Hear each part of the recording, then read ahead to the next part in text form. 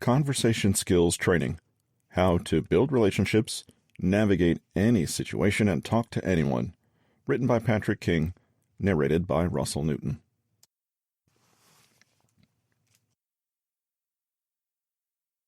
Chapter 1.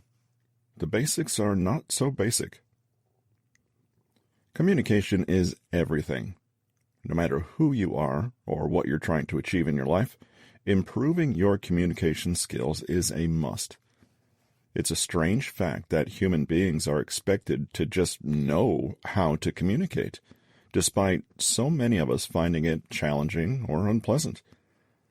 The truth is that good communication takes time, effort, and know-how. It follows known principles and laws.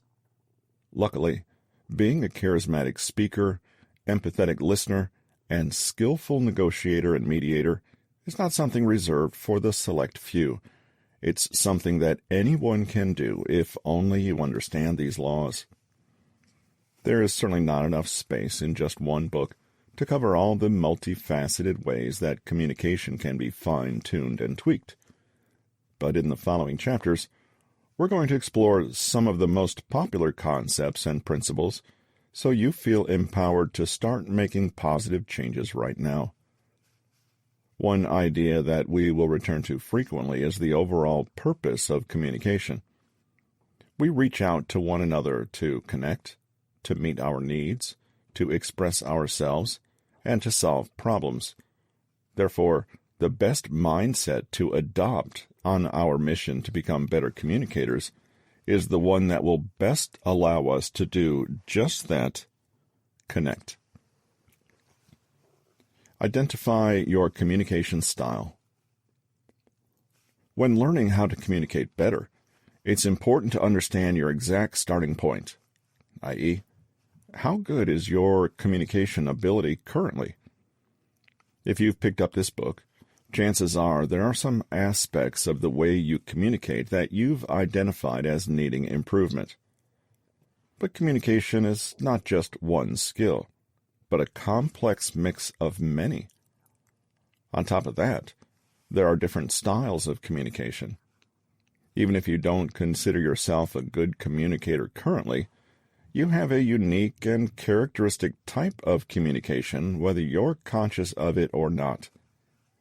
As we move through the chapters of this book, we'll be looking at concrete ways to consciously choose the best and most effective styles of communication, rather than default to unconscious patterns that may not really be working for us. When you can communicate well, your relationships take on an extra dimension of quality and intimacy. You find yourself in conflict far less often, and you give yourself the gift of being seen and understood so that other people have the best possible chance of meeting your needs. But without good communication, everything, relationships, work, conflict resolution, becomes much, much harder, if not impossible. Before we learn the best ways to communicate, let's ask ourselves, how do we communicate right now? Take a look at the following communication style profiles and see if you can recognize yourself in one or more of them. The passive communicator. For this communicator, it's all about what isn't said. Passive communication avoids expressing needs and wants, avoids conflict, and doesn't directly or obviously convey thoughts or feelings. Chapter 2. Tools of the Charming. Have better conversations with the rule of 3. The rules for communication are pretty basic. Talk with people and not to them. Be present. Listen. Easy, huh? Yet somehow, almost all of us could stand to be better conversationalists. The irony is that nobody ever wakes up in the morning and says to themselves, "Today I'm going to be a complete bore to talk to." Nobody wants to be that person who constantly one-ups everyone else, interrupts, or talks too much. Here's a rule for good communication that you might not have considered. Having charm and charisma is not about you. It's about the other person. So many of us embark on a mission to be more interesting and likable in conversation, but just by having this attitude, we sabotage ourselves. Why? Because we have it backward. Being a great communicator is not about having other people listen to you, like you, or compliment you. It's about you making other people feel heard, liked, and praised. The irony is that when we try too hard to be witty and impressive, our focus narrows down to our egos, and we instantly become the opposite of what we're hoping to be. The other person disappears, and we are engaging in what is, for all intents and purposes, a boring monologue.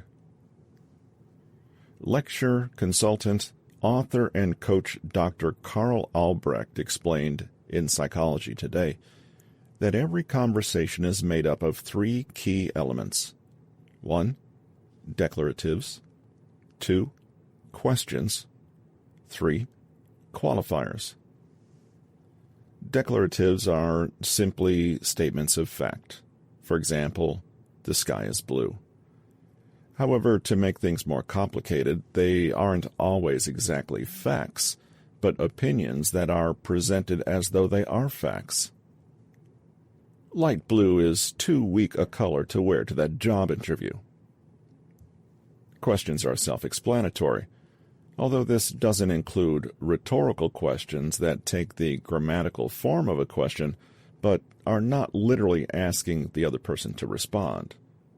For example, what is it with this weather today? What's your favorite color? What should I wear to the interview?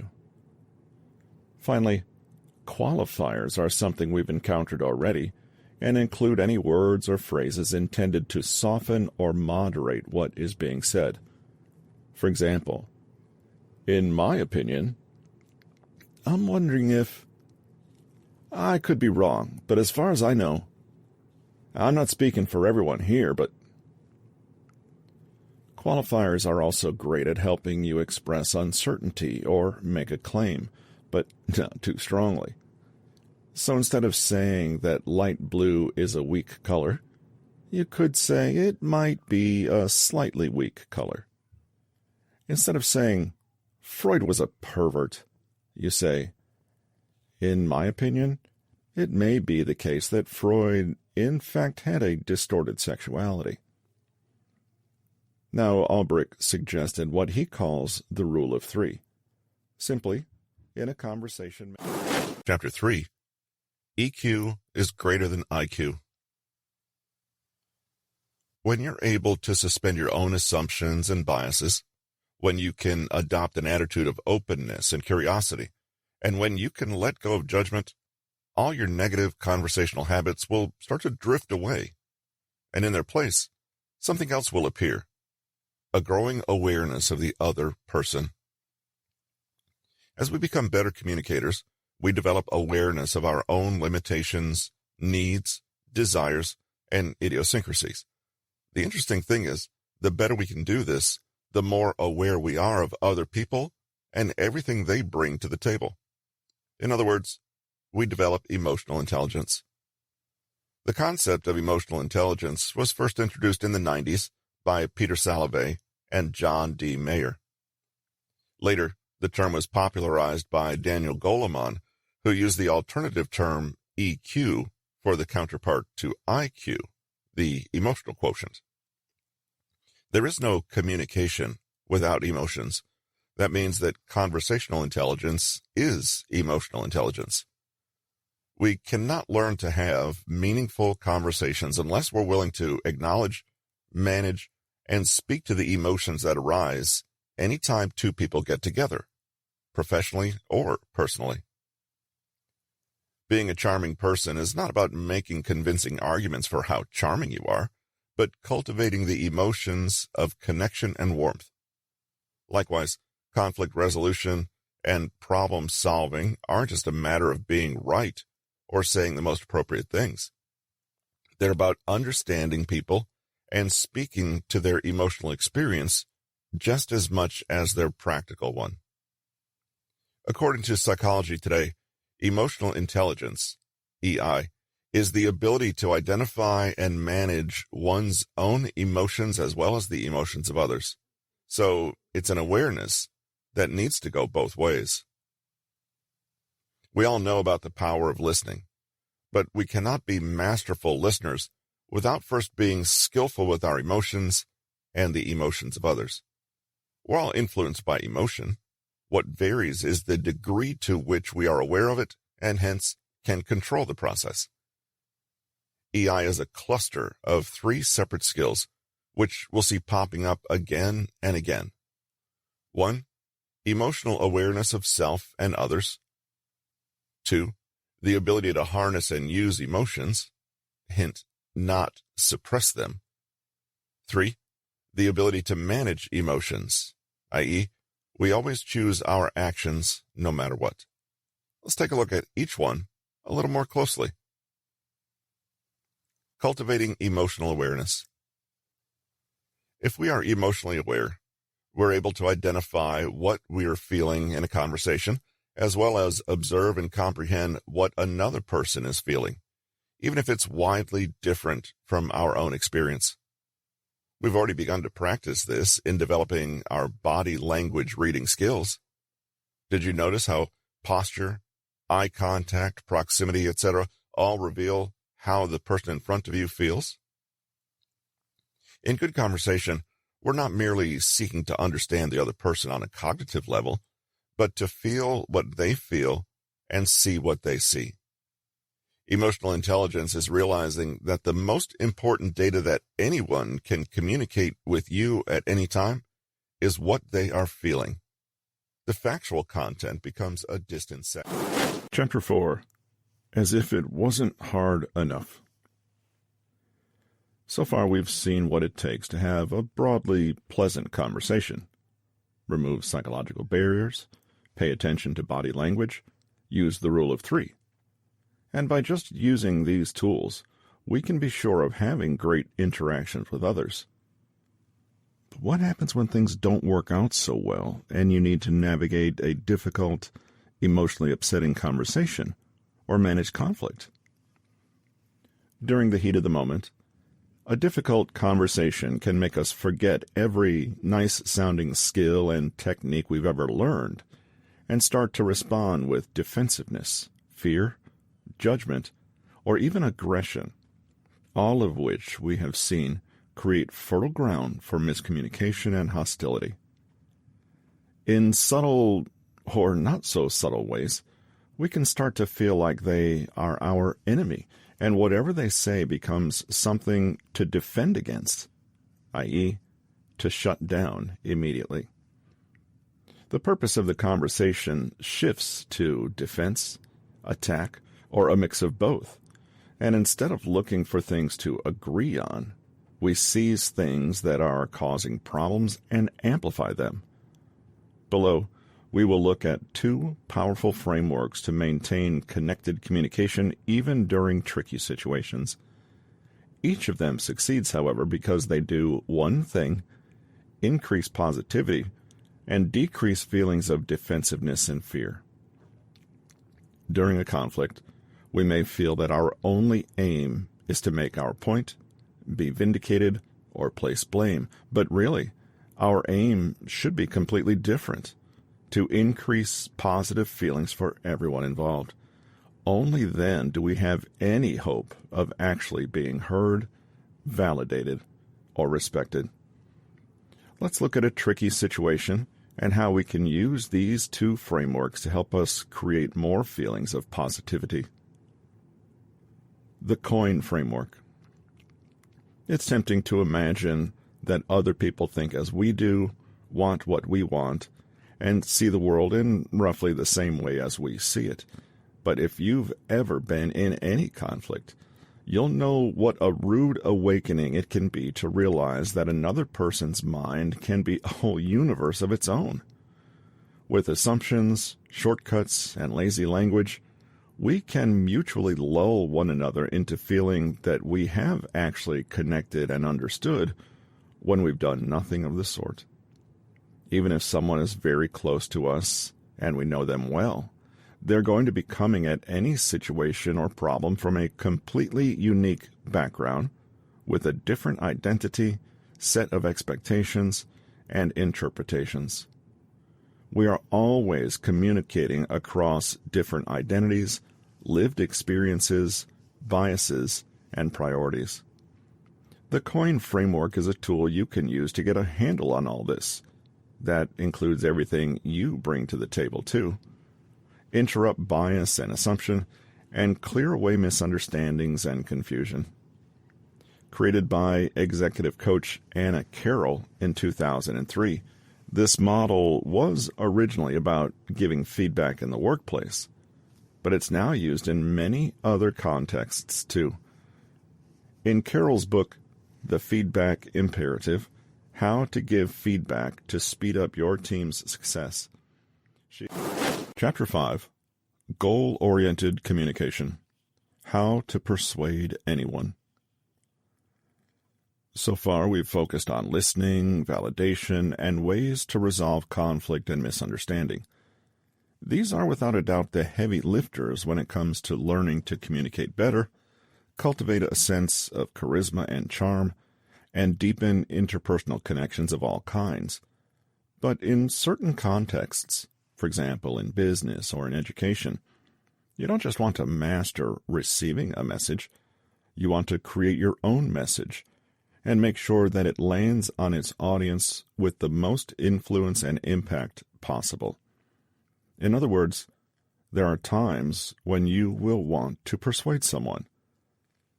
To put it very simply, persuasion is trying to change someone's mind.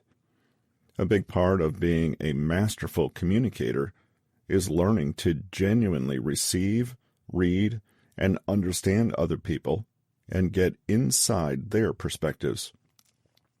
In this final chapter, we'll be looking at our perspectives and exactly how we can communicate them so that others adopt them for themselves.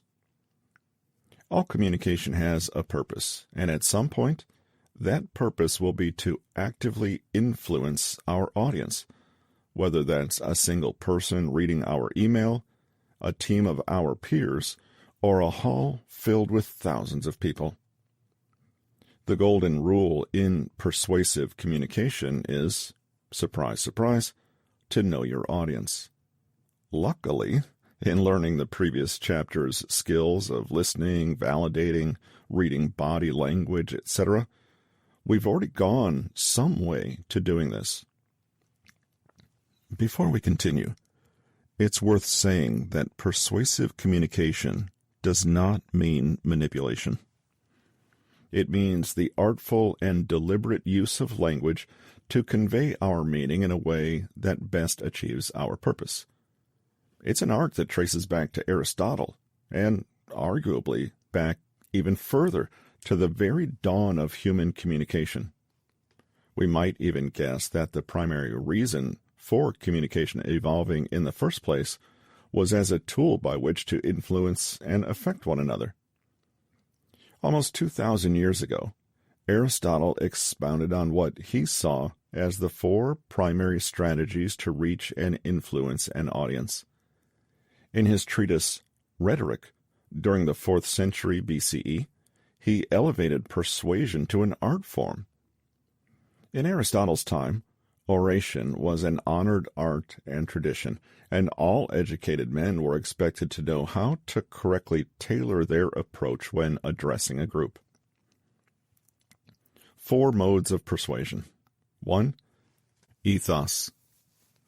The first mode of persuasion is called an appeal to ethos, i.e., an address that rests on credibility to persuade. What do we mean by credibility? Anytime we trust and revere a professional or expert opinion, we do so because that opinion carries a certain credibility. We find it believable. We are persuaded by mastery and knowledge, which we assume belong to people who are in the know or who possess the right or the experience to speak on a certain topic. It's not just about quality.